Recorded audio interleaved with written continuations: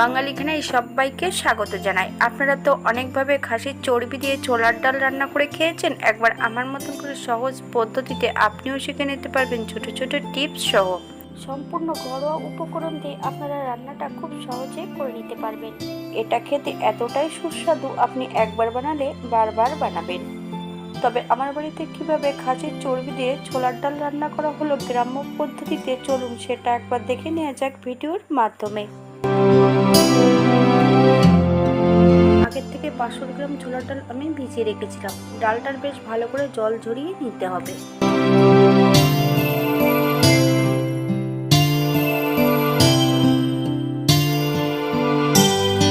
একটা পাত্রে 2 কাপ জল অ্যাড করতে হবে। হাফ চামচ নুন, আপনার স্বাদ অনুসারে নুনটা অ্যাড করবেন। ভালো করে বেশ মিশিয়ে দিতে হবে। এই পর্যায়ে অ্যাড করব দারচিনি, এলাচ, লং। জল ঝরানো সম্পূর্ণ ডালটা অ্যাড করে দেব। এমনভাবে জল অ্যাড করতে হবে যে ডালের উপরে এক কড় জল থাকবে। সেদ্ধ হবার পরে কিন্তু ডালের মধ্যে একটুও জল থাকবে না।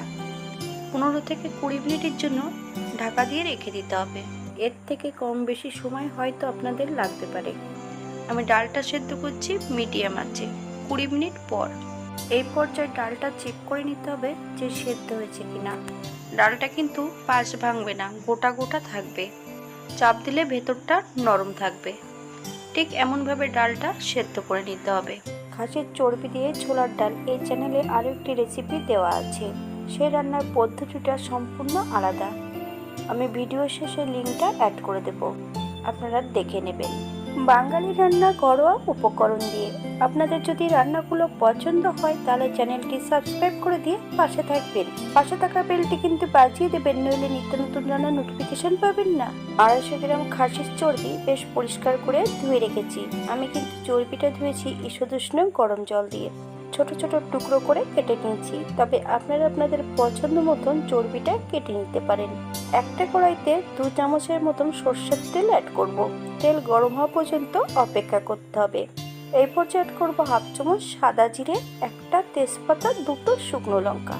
ফোড়ন থেকে সুগন্ধ বেরোলে 80% বেটে রেখেছি মিডিয়াম সাইজের একটা রসুন, সম্পূর্ণ রসুনটা অ্যাড করে দেব। এই পর্যায়ে অ্যাড করব মিডিয়াম সাইজের 3টে পেঁয়াজ বেশ মিহি করে কুচিয়ে নিয়েছি, 2 পিস চর্বি আর 1 চামচ নুন। আপনারা স্বাদ অনুসারে নুনটা অ্যাড করবেন। পেঁয়াজ রসুন থেকে যতক্ষণ কাঁচা গন্ধ বেরোবে ততক্ষণ বেশ ভালো করে পেঁয়াজ রসুনটা ভেজে নিতে হবে।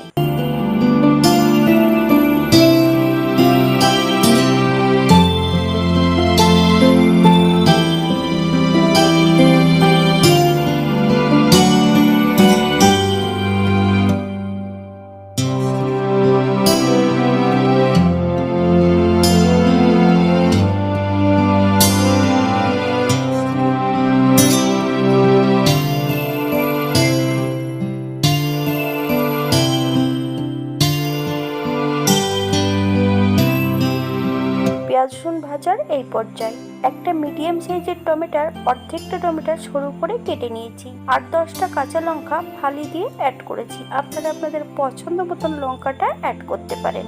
টমেটো থেকে যতক্ষণ কাঁচা গন্ধ বেরোবে ততক্ষণ বেশ টমেটোটা বেশ ভালো করে ভেজে নিতে হবে।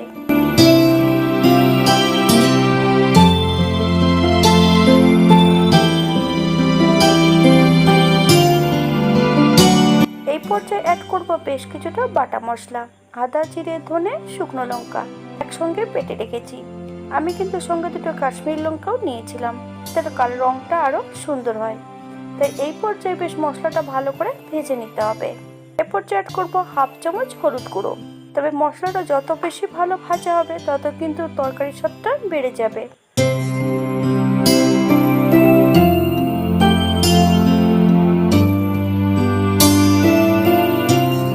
মশলা ভাজার এই পর্যায়ে অ্যাড করব মশলা ধোয়া বাটি থেকে সামান্য একটু জল। মশলা থেকে যতক্ষণ কাঁচা গন্ধ বেরোবে ততক্ষণ বেশ মশলাটা ভালো করে কষিয়ে নিতে হবে, অথবা মশলা থেকে যতক্ষণ তেল না ছাড়ছে ততক্ষণ বেশ মশলাটা ভালো করে কষিয়ে নিতে হবে।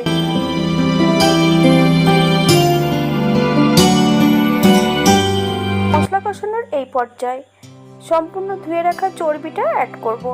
চর্বির গায়ে যেন জল না থাকে, জলটা বেশ ভালো করে ঝরিয়ে নিতে হবে। চর্বি ও মশলা সহ বেশ 7 থেকে 8 মিনিটের মতন ভালো করে কষিয়ে নিতে হবে মিডিয়াম আঁচে। হাই ফ্লেমে যদি কষানো হয় তাহলে কিন্তু চর্বি থেকে তেলটা ছেড়ে দিতে পারে, তখন অতিরিক্ত তেল হয়ে গেলে খেতে কিন্তু সুস্বাদু হবে না। যারা চর্বি ভুনা খাবেন তারা কিন্তু এই পর্যায়ে অল্প করে জল অ্যাড করে চর্বি ভুনা করে নিতে পারেন।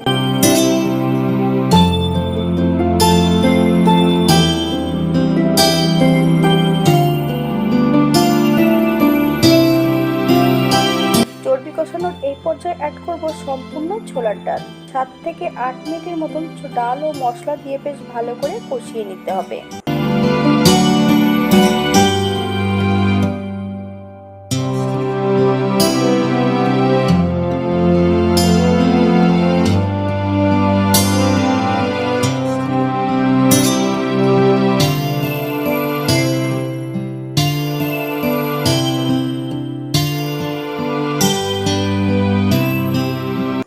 এই পর্যায়ে অ্যাড করব 2 কাপ ঈষদুষ্ণ গরম জল। আপনাদের যতটা গ্রেভির প্রয়োজন আপনারা ততটা জল অ্যাড করতে পারেন।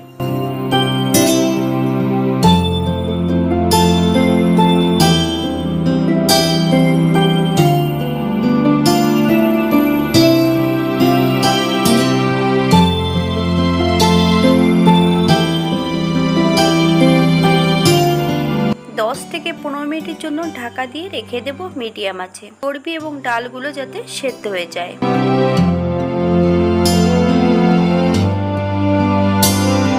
15 মিনিট পর ঢাকা খুলে এই পর্যায়ে একবার চেক করে দেখতে হবে যে ডালগুলো সেদ্ধ হয়েছে কিনা।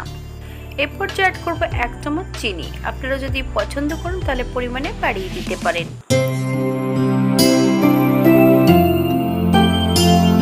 3 থেকে 4 মিনিটের মতন বেশ ভালো করে ফুটিয়ে নিতে হবে যাতে চিনির কাঁচা গন্ধটা না থাকে। এই পর্যায়ে অ্যাড করব 2 চামচ গরম মশলা বাটা। আপনারা গুঁড়োটাও অ্যাড করতে পারেন। বেশ ভালো করে নেড়েচেড়ে মিশিয়ে দিতে হবে।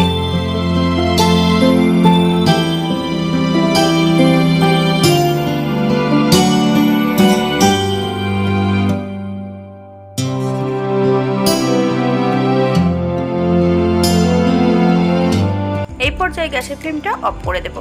1 চামচ ঘি অ্যাড করব। আপনারা যদি পছন্দ করেন তাহলে ঘিয়ের পরিমাণটা বাড়িয়ে দিতে পারেন। 5 মিনিটের জন্য স্ট্যান্ডিং টাইম দেব, তারপর সার্ভ করব।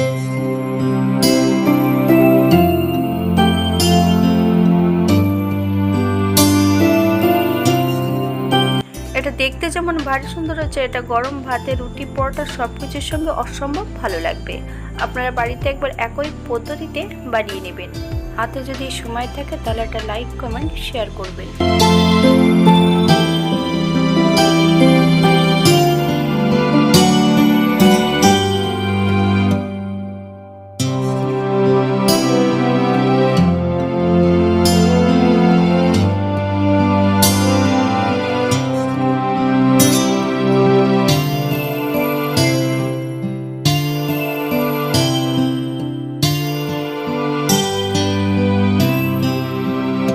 আজকের ভিডিওটি এই পর্যন্ত।